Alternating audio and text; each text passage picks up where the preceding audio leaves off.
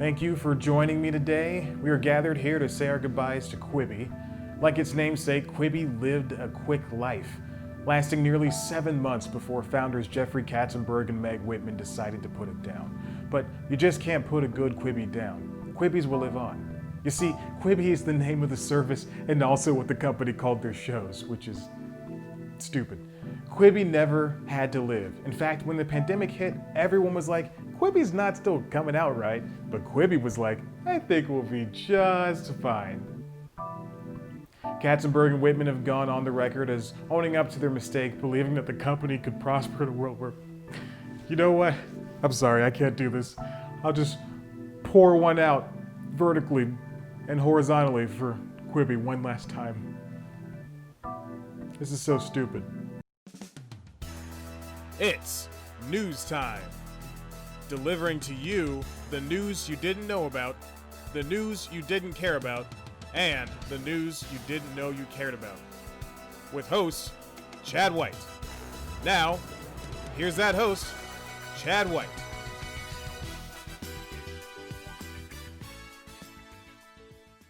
Welcome back to News Time. I'm your host, Chad White, and this is the Quibi news that you probably knew about. That's it. It's dead. It's finally dead. The Quibi party is over.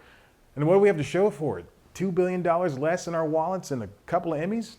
And quite possibly the biggest, most expected entertainment news, business news of the year, the streaming service made for the fast-paced lives of millennials is shutting down. The news comes after the Whitman and Jeffery Katzenberg-led platform failed to find someone to purchase it 6 months. That's how long it lasted. Come December 1st, 200 people are out of a job, and that's just the quick bite of what's been going on behind the scenes. I'm sorry I said that. I've reported on Quibi before, twice, and both times the service was never in good standing. Whether users weren't staying past the free 90-day trial or the pandemic caused an upswing in TV watching versus phone watching, it feels as though Quibi never stood a chance in the first place. What's worse is the founders aren't placing the blame on one thing. They're being vague, and I'm still not sure if it's to save face or reassure investors and employees that even though the company is shutting down, it'll be all right in the end. The service landed with 710,000 subscribers during its first and final third quarter. Initially, there were 3.5 million downloads of the app, but only 1.5 million active users after the company projected there would be 7.4 million paying viewers. How is this shutdown working? Well, first, the media and employees will be notified, so check. Secondly, the company will give back the $1.75 billion in funds it has on hand back to investors, and it looks as though everyone in the entertainment world had a hand in funding Quibi. From Disney to WarnerMedia, Sony, Viacom, Entertainment One, the list is endless. The investment showed that the established companies had high hopes for the latest startup to meld entertainment to on-the-go lifestyles. Many analysts never saw the appeal of the platform from the get-go. One cited Quibi's deep pocket spending and subscription charging as confusing. Another said they expect to see the ad-supported model of video subscription to blow up in a video streaming world dominated by double-digit costing platforms. Thirdly, since Quibi doesn't own the shows that populated the service, creators can shop them elsewhere. This very thing is happening with the CBS Studios' own Most Dangerous Game, the most popular show on the platform. So popular, in fact, that it was renewed for a second season back in July, which feels, again, like 10 months ago, as the media tells me. Before all of the pandemic business, Quibi was already the butt of the joke in Hollywood. Now it's still the butt. But, not again, sorry. But the problem was the pandemic and the fact that you could only watch shows on your phone. Hey though, now you can watch on your TV too, thanks to the new Apple TV, Android TV, and Fire TV apps. Until December. Then who knows?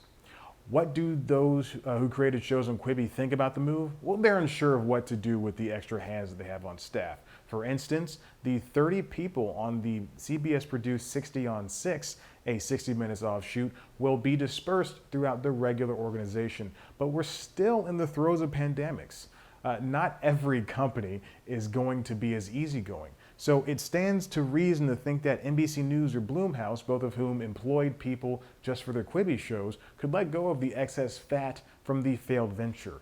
Whitman and Katzenberg went on CNBC, the same network on which they announced the initial concept of Quibi, then called New TV back in 2014, to discuss the shuttering of the service. Meg, I want to start with you. Why did you decide to shut down Quibi now rather than at the first signs of problems with adoption, or rather than wait and continue to try for longer? Over the summer, we had a very successful launch, and over the summer, we started to see a slowdown in our momentum. And we tried many different things, many different product and packaging models. We changed our marketing. We changed the app around many different times. But it was clear that for whatever reason, this was not going to be as successful as Jeffery and I had hoped. And so we took stock of where we were, and we said the best thing to do, the honorable thing to do, is to return money to shareholders when we knew this was not going to have a path forward as a viable standalone business. How are you handling this, Jeffery, in terms of the bet that you got all these companies that you've known for so long to make on your startup? Well, thanks, Julia. In the end, I think all you can do, all we can do, is own it. We are so appreciative of the opportunity to go pursue this really, really big idea.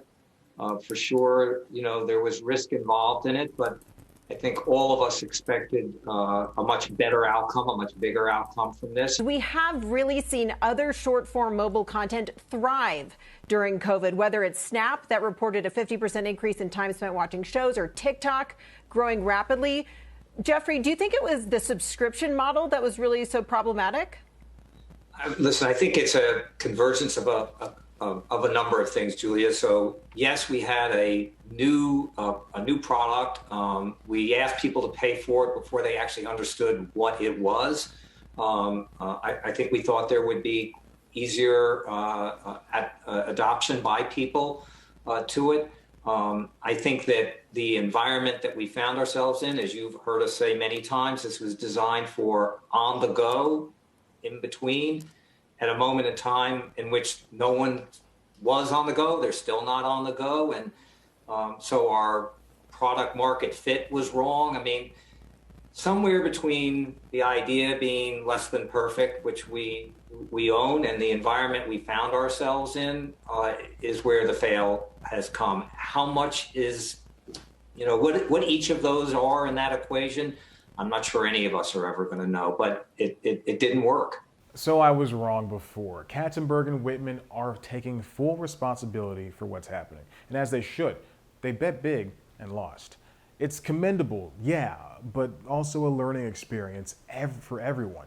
Remember where that particular medium had been before? Verizon's Go90 failed after being both free and making pretty decent original shows. The only reason it stayed afloat for 3 years is because it had a mix of original shows and shows and movies that you can find on other free services, Crackle or Tubi. The problem was that you could find those shows and movies on Crackle or Tubi.